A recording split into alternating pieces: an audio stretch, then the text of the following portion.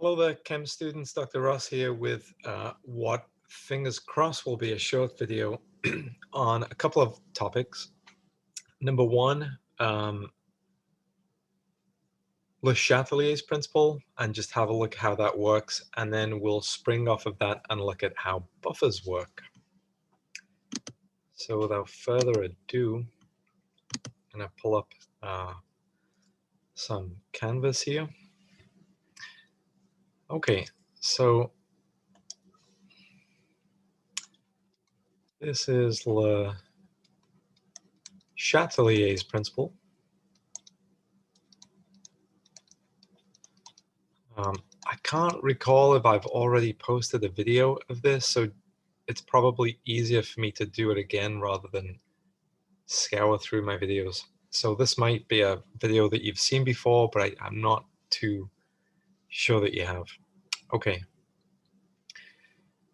So we know that essentially Le Chatelier's principle says that a system at equilibrium, or rather when a stress is imposed upon a system already at equilibrium, the system will reassert itself by opposing the stress placed upon it to reestablish its equilibrium. So that's what Le Chatelier's principle says, but in symbols, what does that actually look like, or how does it work? So what would be a good way to do this? I think we can look at, keep it general, right? So if we look at a general acid, HA, we can put this in water. See what it does. Water, liquid. Let's say it's a weak acid. And we'll comment, yeah, Le Chatelier's principle really only makes sense for a weak system, right? Because you need equilibrium, and a strong system, although technically at equilibrium, the reverse rate is so negligible that it effectively doesn't happen on any useful time scale. So HA plus water to give hydronium and A minus. Okay. So let's say that's our system, and let's say it's at equilibrium. So it will have a law of mass action expression, Kc, which is the hydronium ion as a product with the conjugate base over the original Brent-Chatelier acid. Okay, so let's say we add a stress, and I'll do the stress in red. Let's say the stress here is to, so stress number one, I'm going to add, I don't know, I'm going to add hydronium, right? I'm going to add hydronium. Well, if I add hydronium, then clearly I'm going to increase the concentration of hydronium. So my original Kc is now going to become Qc. Q just means it's not a constant.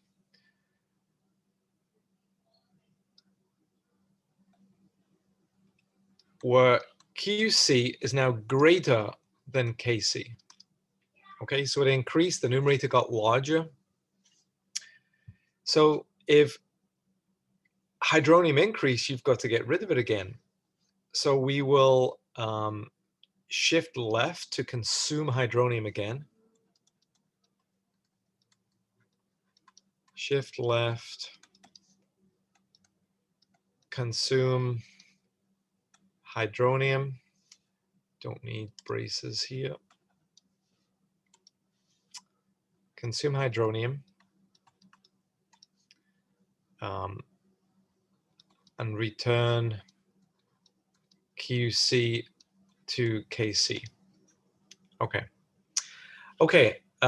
So let's look at that. Now let's look at this Actually, no, I want to keep buffers separate because it'll lead to something I don't want to talk about. Okay, so that's if we add hydronium. What if we add hydroxide? So this will actually be not exactly the same as our buffer discussion in a second, but I'm going to add acid and base deliberately. Basically, I'm going to repeat the same to a buffer in a second. So if we add hydroxide ion, which is a base, then the hydroxide is going to lower the concentration of hydronium, right? So adding hydroxide now is going to decrease the concentration of hydronium, right? So that means Kc is going to become Qc again, but this time Qc is less than Kc. All right, because my numerator got less, my denominator got larger. So this, to replenish the hydronium, we're going to shift right.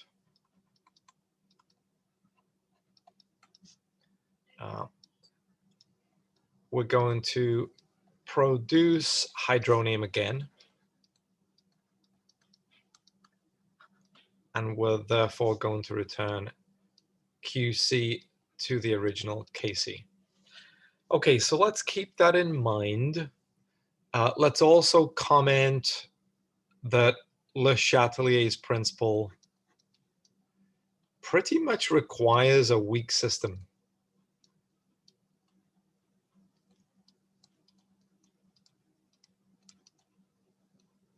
Right? Because we need equilibrium. So you typically wouldn't really ask a Le Chatelier type question if the K were greater than 1. So we're typically going to be looking at K values less than 1. So we have a reasonable equilibrium.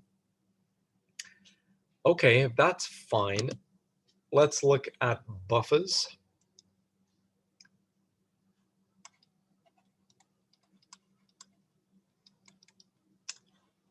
Buffers have to be either a weak Brensted-Lowry acid and its conjugate base, or a weak Brensted-Lowry base and its conjugate acid. The big thing is weak. No such thing as a strong acid or base becoming a buffer because you need equilibrium. So this fact that you must be weak is because equilibrium is required.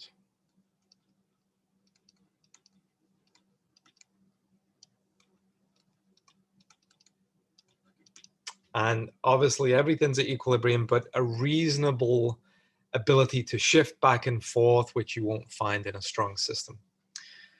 Okay, so let's look at a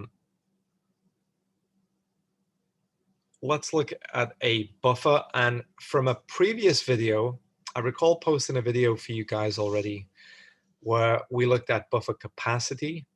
So we said that, you know, a buffer is a mixture of a BLA and a CB, for example, but an ideal buffer is a one-to-one ratio of these ingredients. So clearly just having a weak acid or base is not enough to make a buffer, because if you're weak, your ratio of BLA to CB or BLB to CA will never be one-to-one. So you typically have to add a salted version of the conjugate base or conjugate acid to the parent acid or base just to build up that one-to-one ratio. So for example, if we have, I'll keep it general again.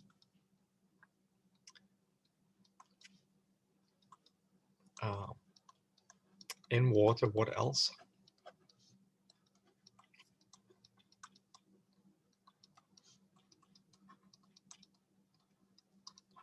Okay, so same equation as the first slide, but this time, and I should probably No, we can leave that there. Okay, I should probably point out now that if it's a buffer, then this is going to be a 1. How do I write that? I want to write 1-to-1 ratio, but how do I make that clear? Okay, at the risk of being wordy, let's say there's X moles. Let's say there is also X moles here. So you ideally want the same number of moles of the subject of the sentence, here the branched chatelaria acid and its conjugate base. Okay. So let's say now, how are we going to resist pH stress? So I'll use the same kind of setup as here. So we're going to add acid.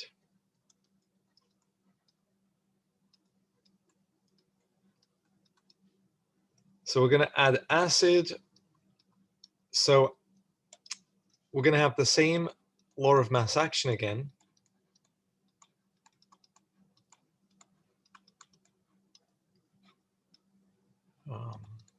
You know, just by looking, the Kc value might change a little bit. It's not going to change that much, though.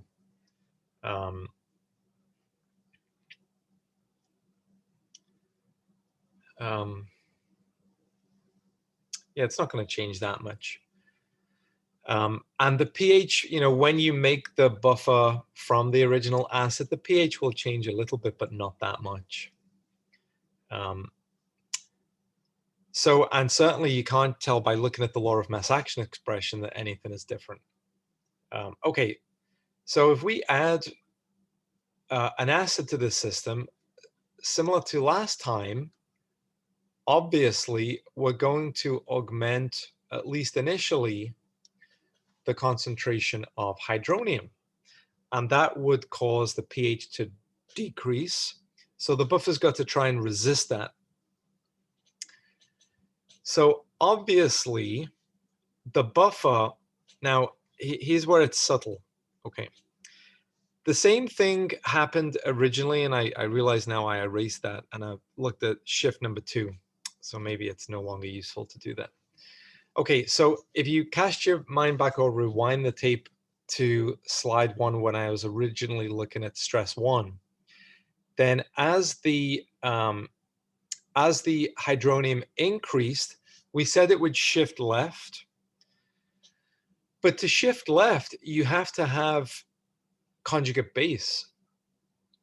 Now, the benefit of having a buffer, if you think about kinetics for a minute, remember that to shift left means you increase the reverse rate. So that's what we mean when that's the mechanism behind the shift left. The reverse reaction increases compared to the forward reaction. At equilibrium, they're equal rates. When we shift left, the rate forwards is less than the rate reverse, so we net reverse.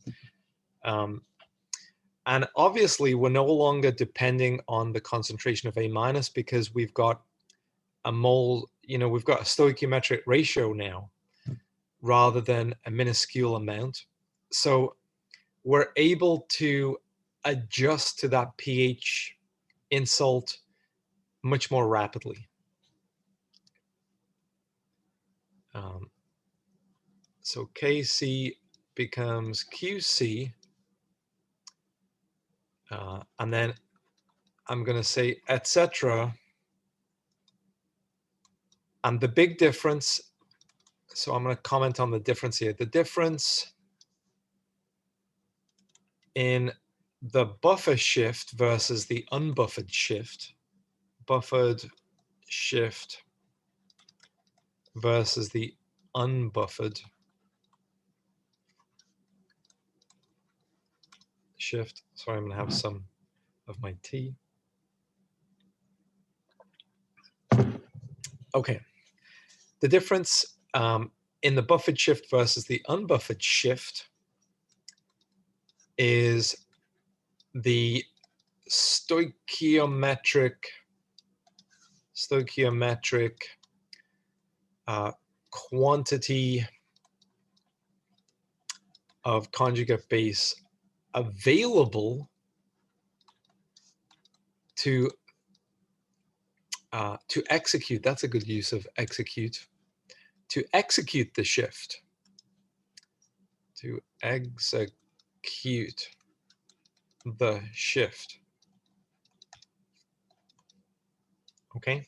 Without the buffer, we just had a very small amount of buffer. Sorry, without the buffer, we had only a very small concentration of conjugate base. But in the buffer, we've deliberately made available a stoichiometric amount. So therefore, the only thing limiting our change is going to be hydronium ion. And it won't be because we don't have sufficient A-. So you essentially would have a greater ability to shift left, a greater range. You could essentially mop up more acid. So to use a vernacular expression, we can mop up more hydronium in buffered solution. So that would be a conclusion. All right, and maybe I can squeeze on the base here. So let's say I add hydroxide. Maybe draw a line here. Keep it semi-neat, if not a little bit artsy. Okay, so if we add hydroxide, then it's going to, like in the previous discussion, it's going to at least attempt, it's going to try its best to lower hydronium. So KC is going to become QC, and then eventually, with arguments that I actually do still have written here,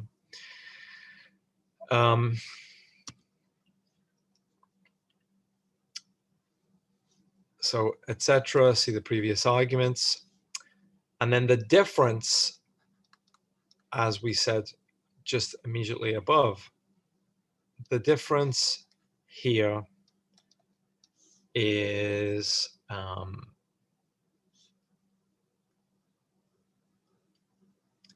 well, we're going to shift right.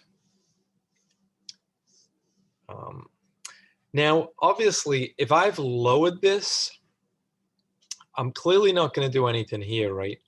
But if I lower this, then I can bring, again, for the same reason I had a stoichiometric amount of conjugate base A-, allowed me to shift left.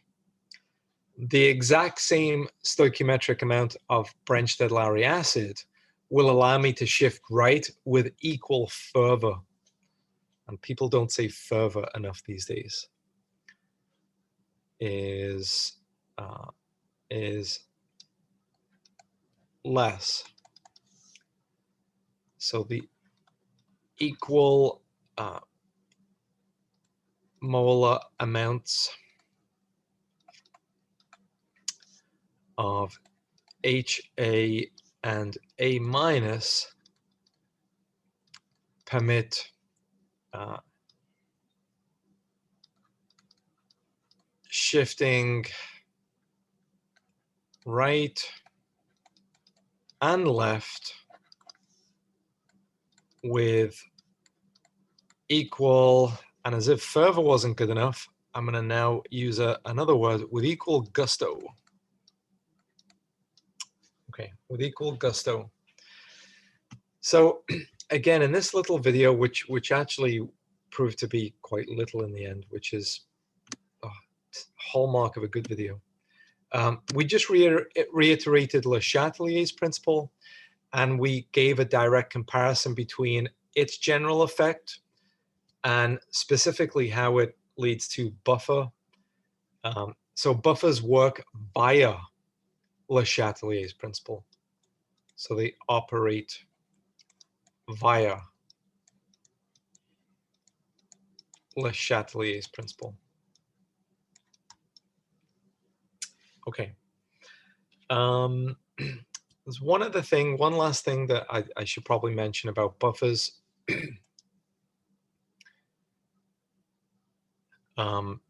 So just remind each other about the Henderson-Hasselbalch equation.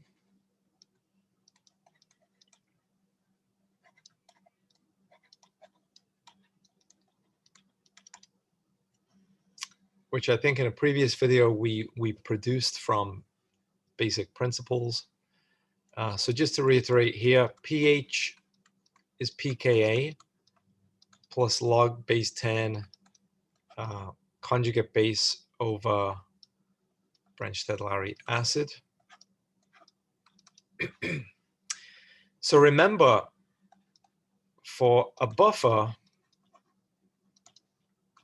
the concentration of A minus is equal to the concentration of HA. So we've got pH is pKa plus log base 10, 1 divided by 1. And we know from our math classes that log to any base of the number 1 is equal to 0.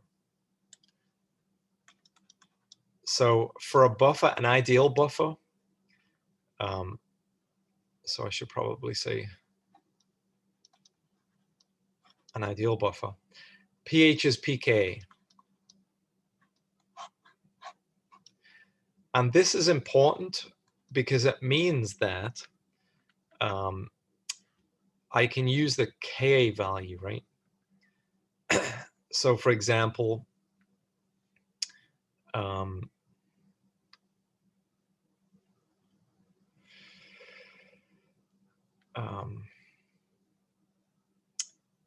I can, well, if I measure the pH, I can calculate the Ka.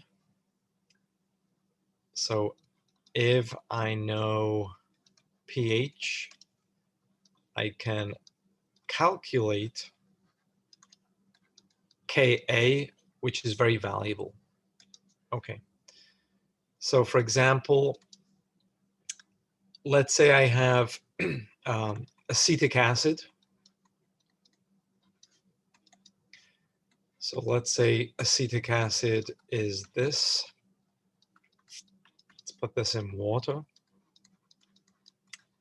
It's a weak acid, so it will generate conjugate base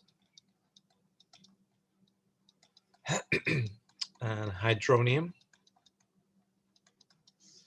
And we know that the Ka is going to be the conjugate base, acetate anion, hydronium,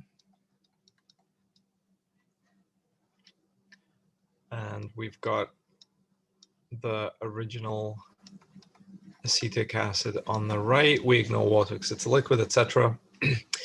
Now, you don't have to know the value of Ka. I know it because I'm 2,000 years old and I've done this for even longer. But I know that this is about 1.85 by 10 to the negative 5, no units. So it's weak, it's permanently shifted left, 25 degrees Celsius at least. And for argument's sake, let's say that that is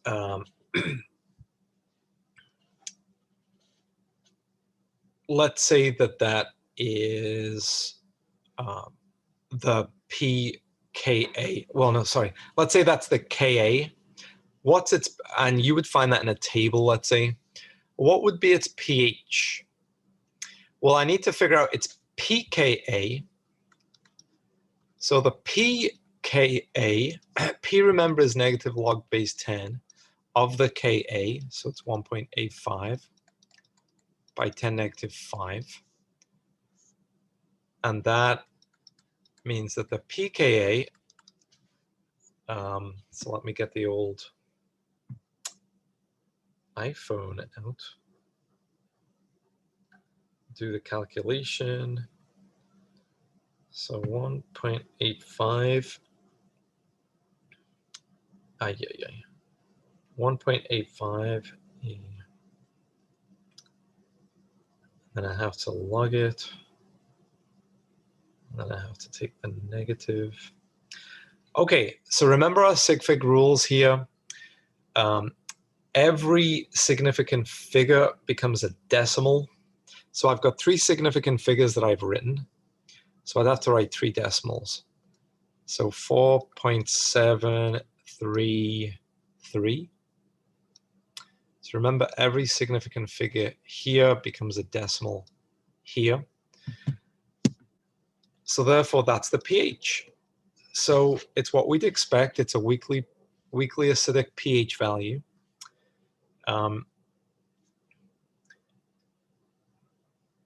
So I'll just insert one more slide.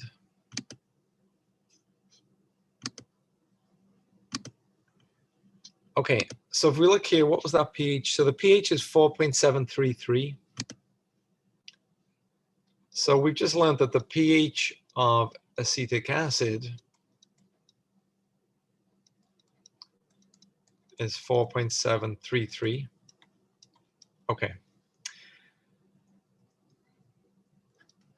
If asked what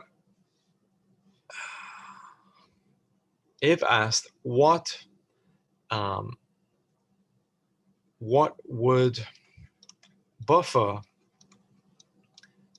a solution of pH equal to 4.733,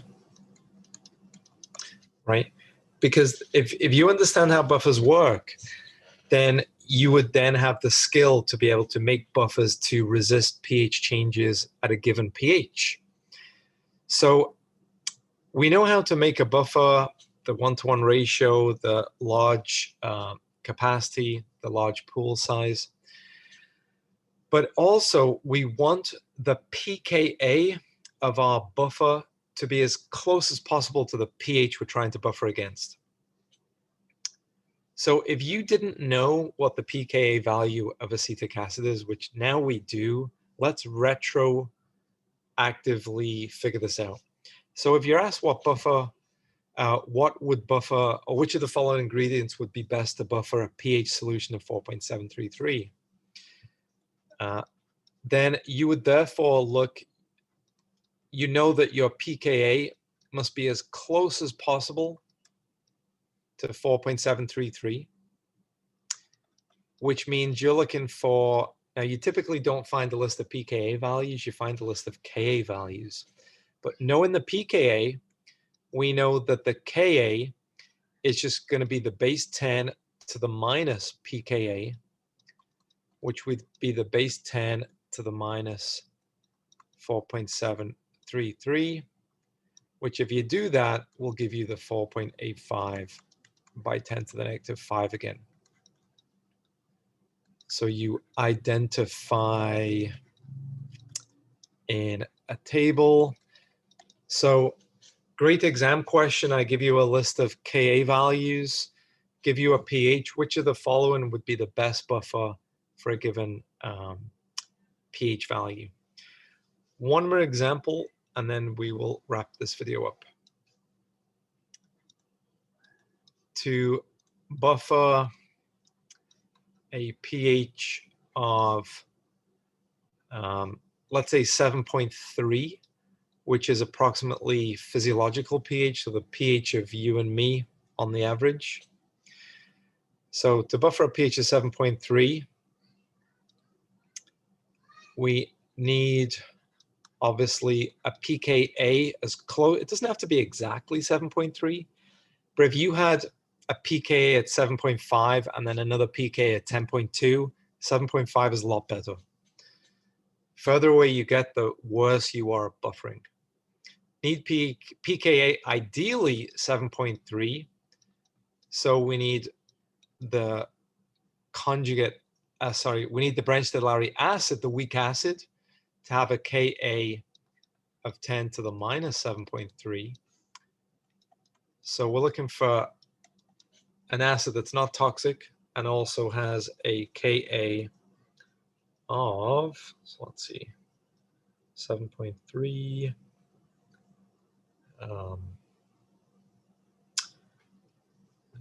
and I've got one decimal, so I've only got one sig fig.